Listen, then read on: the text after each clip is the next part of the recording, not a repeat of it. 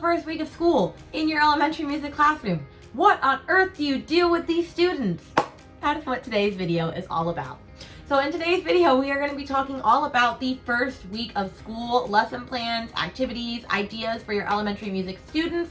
I'm going to actually talk you through some of what I actually did in my own classroom, and I am at a brand new school this year, so mine's going to be even a little bit different than yours if you've been at a new school, or it might just be good to redo these things anyway, because for most of us, we're coming out of like a big giant pandemic where we haven't even really seen our kids maybe in class at all for the last year and a half, and so maybe you're having to start from scratch because it's basically like starting at a new school all over again. And we're going to talk rules and procedures. We're going to talk actual lesson activities and all of the things that I like to include in every single lesson and more. So definitely stay tuned if you're interested in that.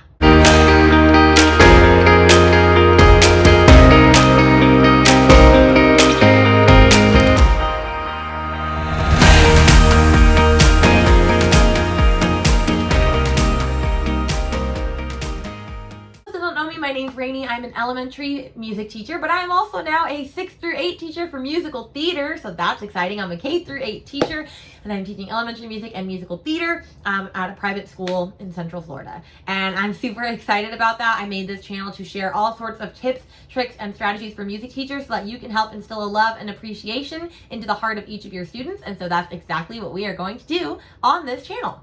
But because I don't want to waste any time, and because this video might be a little lengthy because I'm sharing lots of tips and tricks, let's just talk through first week of school at a glance in elementary music. I'm not going to talk about 6th through 8. Maybe I'll make a future video on that because musical theater for 6th through 8th graders has been quite a journey. It's been quite interesting. I honestly thought I hated middle school before this, and I don't actually hate them. They're kind of adorable and a little bit weird and a lot of bit smelly. But that's another video for another day. So let's just talk all about the first week of activities in elementary music. So the first thing that you're going to want to do, regardless of whether you're at a new school or not, although especially with a new school, it's like extra important for me, is you want to learn all of their names, because no kid wants to be called Hey You. Just like I hate when kids call me Hey Music Teacher. I mean, I get it. I am the music teacher, but you can learn my name. Anyway, I just released a video all on my top favorite. I believe I had 9 name games for elementary music students. So I'm definitely going to ask you to go check out that video so that you can figure out which ones you want to use in your classroom. But I'm going to share the 2 that I used this year that worked really well with my students. I'll just review them one more time here in this video. But name games are super important so that you actually learn the students' names. They feel that connection with you because everybody wants to be called their name. So make sure you learn their name. And so the 2 that I did for K through 2, I did Higgelty Piggelty. And so each kid has a stuffed animal, myself included, and I will go around and I'll sing this to one of my students and I'll go, Higgelty Piggelty Bumblebee, will you sing your name for me? And then they can use their stuffed animal, which most of them do because they're very shy, especially in the beginning. They go, my name is Gregory. And then I say, hello, Gregory. And then we go to the next one, and the next one, like, my name is Debbie. And they just go all around, and they're getting to sing. So it's solo singing, great for practice. If they're super, super shy, and they don't want to sing on the first day, like kindergarten or something, then I just let them speak their name. That's totally acceptable. Just the point is for me to learn their names. And it's always more fun when you have a stuffed animal in your hand. And so that's the point of that one. And so I have Higgelty Piggelty. And then for 3 through 5, I did up the ladder, down the ladder, which I do this nice clapping pattern that I believe I got from Victoria Bowler. It's just the typical, the snap, clap, pat, clap. And it goes up the ladder, down the ladder, one by one, the ladder, up the ladder, down the ladder, one by one. My name's Miss Barton. And then they all say, her name's Miss Barton. My name is Susie. Her name is Susie. My name is Peter. His name is Peter. Up the ladder, down the ladder, one by one, the ladder. And it keeps on going back and forth. Now, I will do a drum beat typically during the tuban is what I play. While they're doing this, I'm going like, or like some sort of like drummy pattern just so that they have something in the background. And I'll typically do 3 to 4 people, and then we'll redo this, and then 3 to 4 more people, and then we'll redo this. So those are the 2 games that I did. Definitely make sure that you take time to do a name game with your students, especially in the first week of school. Now, there are only 3 things that absolutely have to get done on the first day of music school, or of not music school, the first day of music for me, and that is learn their names, get them moving, because they definitely need to be moving, and go over the main rules and procedures for music class. I do not go through all of them. I used to do that a long time ago, but there's this rule where kids can only focus for a minute longer than their age. So if they're 5, they can only really focus for 6 minutes at a time. And if you're giving a rules presentation that takes 30 plus minutes, you lost them after the first 6, so it's pointless anyway. But movement is super important because the kids are gonna, they're just gonna have a lot of like energy that's untapped, and they're just gonna need to put it somewhere. And so movement is definitely the way to go. And so I have a couple of movement activities that I will do. Typically, these are the same ones that I do at the beginning of the year regardless, and they just work really well for me. And so I'm just going to go over my 3 through 5 one. This is always my first day of music class lesson, and I did it at my new school this year, and some of the kids were definitely confused because apparently the teacher before me didn't do anything like this of that nature, but the kids also really enjoyed it. So it was super fun. So I do the folk dance Sasha by New England Dance Masters. You've probably heard of Rob Amadon, or not Rob Amadon. Is that his name? They're the Amadons. But they're the New England Dancing Masters. They have all sorts of books. Like I think they have one called Jump Sally Jump or Rise Sally Rise. They have Sasha the Donut, something the Mockingbird. They have a bunch of those books. I'll link this one down below because this one is in Chimes of Dunkirk, I believe. But it's basically a cute little Russian folk dance, and so I'm just going to go through it super quick so that you can know what it is. You're still going to have to find the music, I believe, on YouTube. But you have a partner, and you look at your partner and you're going Sasha, Sasha, raz, va, tre, which is how to count to 3 in Russian. And so I tell them that, and they're super excited that they can go home and tell their family how to speak in Russian. And so then they do Sasha, Sasha, raz, va, tre, and then you go right. This is with a partner. Right, left, both, knees, right, left, both, knees.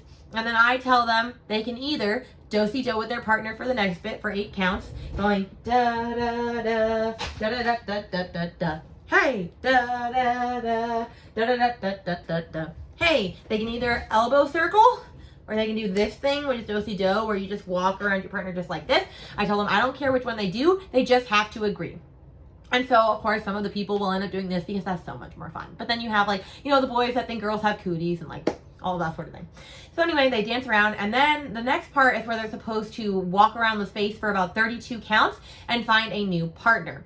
Now, with some of my classes, depending on how rowdy they were while I was teaching it, I didn't do that, and I turned it into a mixer activity instead, where they stayed with the same partner and they had to ask them a question. So I would be like, all right, tell each other your favorite ice cream. And then maybe the next time I would say, tell each other something you had for dinner last night. Tell each other your favorite book or your favorite movie. Tell each other what you want to be when you want to grow up. So depending on your class and whether you think they can handle the movement and switching partners, that's totally up to you. But I also have a place for where they go if they can't find a partner, because there's going to be people that start doing Sasha, and you're going to have people that don't have a partner still. So I have a designated partnerless spot in my classroom where they know to go, and if they don't have a partner, they go there, and then they can get a partner and move from there. So some classes did the whole activity. Some classes just did the mixer portion where they just kept the same partner the whole time. It really depends on how rowdy your students are. But that one is always my 3 through 5 first day, and my kids love it. For K through 2, my go-to movement activity on day 1 is walk and stop.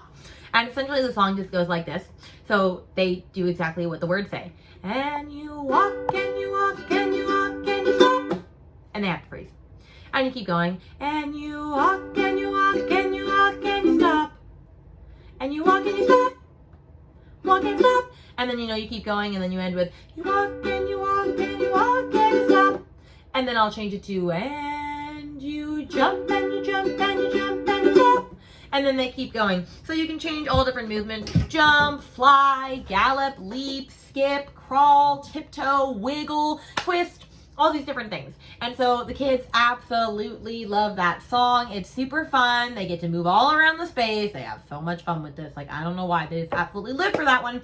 But walk and stop and Sasha are typically my 2 big movement activities that I do in the very first lesson. You don't have to do those 2. You can do any movement lessons you want, but I highly recommend getting your students to move on the first day. I don't recommend doing instruments on the first day. In fact, I don't do instruments for like the first 2 or 3 weeks with any of the grade levels, because especially at a new school, I'm like, I don't know if I can trust you quite yet. But definitely get your students moving. You will be a lot more thankful, and they will be a lot more thankful when you do. And the next thing that I do once we've gone in my room, we've done a main game, we've done some movement, is we go and do their seating charts next. And then I do the rules and procedures. And so in my room, I have sit spots. I have 6 different colors: red, orange, yellow, green, blue, and purple, and I have them in rows of 5. And so with my new school, I basically just chose the spots randomly for everybody, except for 4th and 5th, I let them choose, because the way my school works is in 4th grade, you get to decide whether you want to do band or just have music class. And so the people that do band go to the band teacher, and the people that go to music have me. And so 4th and 5th grade, I typically have smaller classes. Like I had 7 4th graders and I had 10 5th graders. And so that's like not that many students. And so I let them choose, and then and plus I always normally let 4th and 5th grade choose anyway. That's just like a rite of passage that I do. And then I change it if I need to, especially because once I know the kids more, I know which kids are not going to be able to sit together. And so for K through 3, I just kind of do that randomly. And then I actually use an app called Higgelty to put my seating charts in, and I can actually take pictures of all of my students and actually have the seating chart on there. I'm going to be doing a video soon on how I use Higgelty because it is my favorite app of all time. I use this for grade books, I use this for seating charts, I use this for notes, I use it for everything. It is literally like the coolest app. The only thing is it takes a while to set it up, especially if you're at a new school. So I just haven't finished setting it up yet. But once it's set up, it's gonna work wonders for me. So I'm definitely gonna do a video on that soon. But I like to get the seating chart out of the way and just have it ready to go so that the students can start getting familiar with where they're seated, because those are going to also be their teams. Like I have different color buckets for each sit spot to match it, and the person that sits at the front is always the materials leader, and so they will go grab their bucket whenever we're doing an activity that requires pencils or papers or crayons or any of that, because it's already in the bucket. And they can easily pass it down the row to their group of the same people of the color, and it makes it easy to do team activities. It makes it easy to do like think, pair, share, because they can just turn to the person next to them or behind them, and then we just keep going from there. Now, as far as rules and procedures go, I have an entire first day of school music procedures PowerPoint that I go through, which is actually available on my TPT shop, so I'll make sure to link it down below. I basically created one myself because none of the ones that were available pertains to music, and music is a very different entity and a very different beast, so I decided I needed one for myself. But I don't go through the entire PowerPoint because there's a lot of stuff in that PowerPoint. I have my rules, I have how you enter and exit my room, I have bathroom and water procedures, I have behavior expectations, like how you can win and lose things as a class and win and lose things as an individual. I have like the sequence of how my music lessons are going to run, what is expected from you, how I do grading. I have all of these different procedures. However, to put all of that into a student's mind on the very first day of school is just not a good idea anyway, because it's just not going to stick in their brain, and the point of these rules are to actually have them, fulfill them. And so I only will go through my 5 music rules of the day, and they spell the word music. I don't remember exactly where I got them from. They're just age old. Basically, a lot of music teachers use them, but I will teach those 5 music rules for the day. And then each day after that, when I see them again, I will review one of those rules, only one of those rules. And so, for example, my first one is make good choices. And so I tell them what it means, and then I ask them to give me examples of what that could look like in the music room. So make good choices. The next one is use good manners. So we talk about what it means to use good manners in the music room.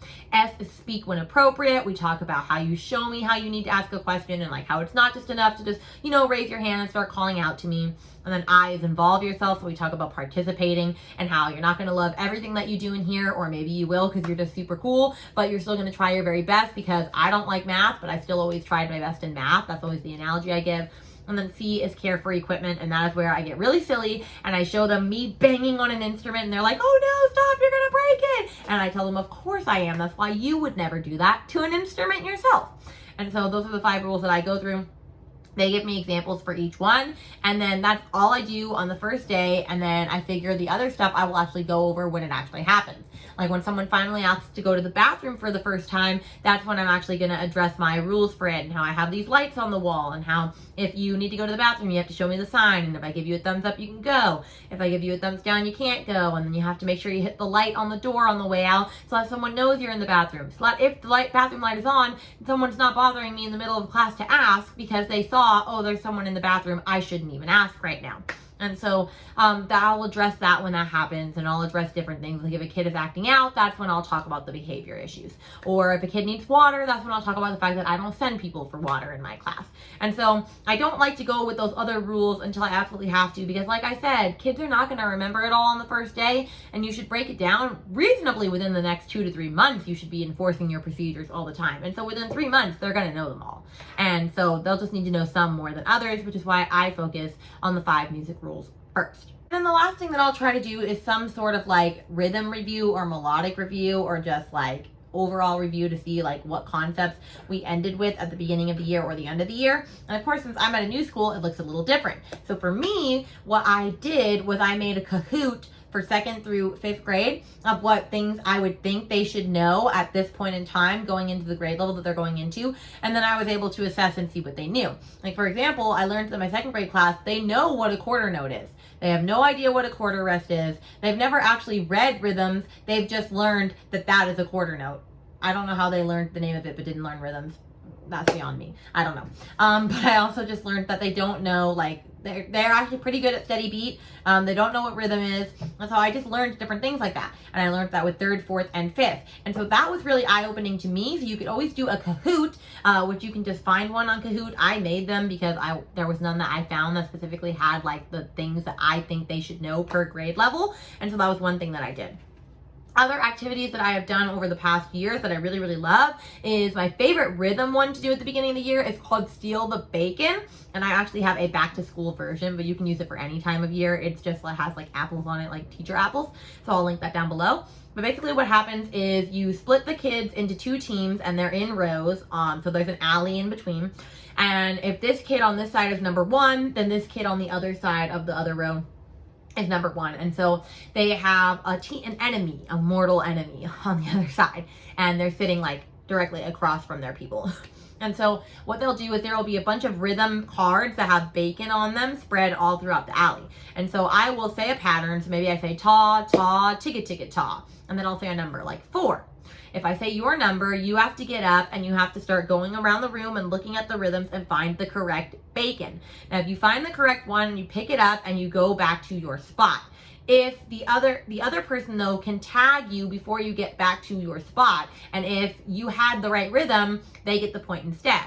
However, if they tag you and you had the wrong rhythm, none of you get points. And if you pick up the right rhythm and you make it back and nobody tagged you, but it's not right, you just don't get a point. So you only get a point if you get back to your spot without anybody tagging you and you had the right rhythm, or you tag the person and you steal like the point. And so it's like stealing the bacon. The kids love that game and absolutely lot. It's super fun and it's great for reviewing rhythms. You could do the same thing for melodies as well. I just don't have a melody set for that, so I just do it for rhythm review. And then of course with the younger kids, a really great way to just review is steady beat is really important to do. So you can do walking to the steady beat, marching to the steady beat. You could have where you simply put on a piece of music and the kids have to copy me. Actually, the way that I assess steady beat whenever I have K through 2 enter my room is I have some song on. Like the other day I had September by Earth, Wind & Fire, and the kids have to follow me in, and we're doing all of these things. We're waving our hands, we're touching our nose, we're clapping our hands, we're doing, this,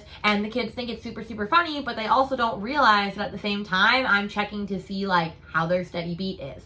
And so definitely just reviewing things at the beginning of the year is also really important as well. So definitely make sure that you have some sort of review, whether it's a Kahoot or a Jeopardy or simply reviewing a rhythm activity or like rhythm flashcards or like something, just so you can make sure they're where they should be. And honestly, that's all the things that I would do on the first day of school. So as you can see, my son is awake, so we are gonna end this video a little early. But definitely just make sure that you are reviewing, rules and procedures and things for the first day of school, and that, you're allowing your students to also have fun. Now, there are definitely other things that I have done, but that is what I did for this first week, and it went really well. I will definitely be sharing future activities. Like next week, I believe we're going to be talking about my favorite movement activities for K through 2. But as of right now, if you like this video, make sure to like, subscribe, and share. And definitely tell me if you use any of these lessons. Look for the links down below for all of my things like Steal the Bacon, my name game video from last week, so that you're able to check on that. But with that, I'm going to let you go because my son is drawing in my goal binder, and so I need to stop that. But I love you all, and I will see you in the next video. Bye, guys!